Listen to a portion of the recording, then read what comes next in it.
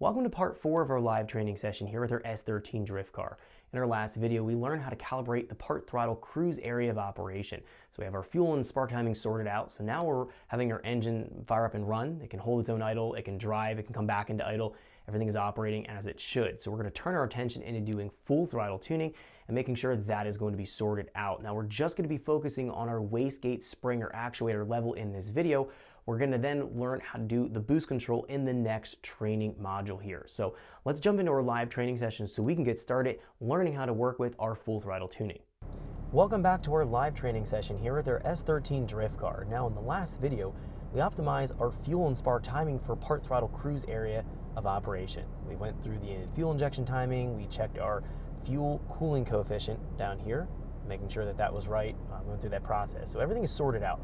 Now we're ready to move into full throttle tuning. We're not going to go into boost control yet. We're just going to run this off of our wastegate actuator pressure, which I believe is about 12 to 14 psi on this particular Garrett turbo that we're running on here. So we're essentially bypassing the boost control. We don't want the boost control to activate. Let's double check to make sure we have that off first before we do anything else here. So we're going to go into our page dedicated here for open loop boost, and we're going to make sure that the boost mode is set to off. That means both open and closed loop boost control will be off, they'll be turned off. We're not going to do anything with them right now, just focusing on fuel and spark timing calibration process. So we're going to go in here to our, let's jump into our fuel table real quick. We're going to be focusing on now here from roughly 20 to 180 here. Let's just highlight this again, 20 to 180 in our table. This is going to be our boost area, our positive manifold operation. We need to go and estimate the proper amount of airflow from our table here. So this is the values in our table again. This is modeled mode. We're estimating the amount of airflow. So we're telling the Link how much airflow is coming into the engine based on the number of cylinders, the engine displacement that we've already populated and entered in here, and what we're going to go and tell it what the cylinder filling is going to be. So it knows the volume of the cylinders, it knows how many cylinders. We would know then by this amount of airflow registering coming in, how much fuel we need. It operates off of our equation. Fuel mass is equal to air mass divided by target air fuel. This represents our air mass. Target air fuel comes from our target air fuel table, and then we'll find it looks at the air mass divided by target air fuel, figures out fuel mass, converts fuel mass into an injector pulse with based on our static flow rate, based on our latency or dead time values, and our short pulse with adder. So those all add together to figure out what it corrects to send out to the injector to pulse it to get the fuel that we're after to hit this target air fuel. So that should hopefully make sense. So what we're going to be doing in this video is optimizing our fuel table here, again in boost, optimizing our spark timing.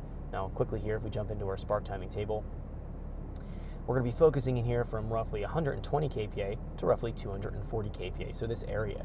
Now our timing values are turned down here. Our spark advance is way down. We're at 5 degrees right now. We're going to start off with very low spark advance, and then deal with our fuel, get that sorted out, deal with our knock control, get that sorted out. Then we'll go into the calibration process of taking a look at making sure everything here is going to work right. Now, what I want to do here quick, before we fire up, before we do anything, do our first pull, I want to go into my spark time, or my knock control here, or next page. I want to talk about this real quick.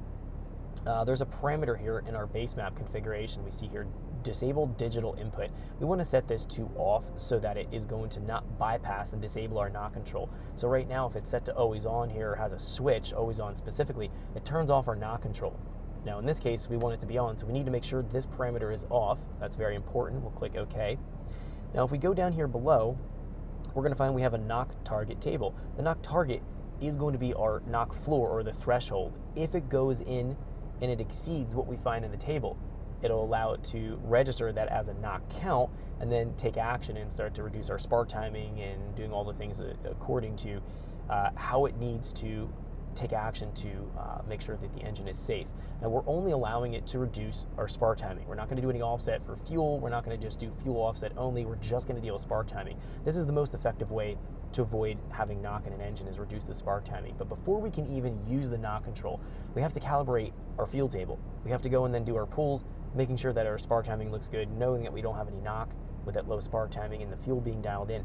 Then we need to take a look at what it's showing here for the knock level. The knock level is what's registering from each cylinder on this particular SR20 engine using the stock knock sensor.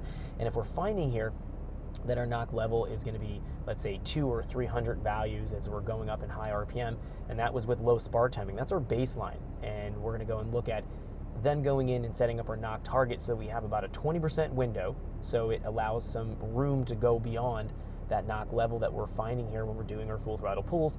Then we can use this in our calibration process, because as we walk our timing in, we will eventually. Thanks for checking out our teaser clip. If you want to see the rest of this video and more than 500 hours of current EFI training we have to offer, make sure you click right here. If you want to go and check out more teaser clips from this training course, click here. And you don't want to miss any of the videos we're going to be releasing on this channel, so make sure you subscribe and click here.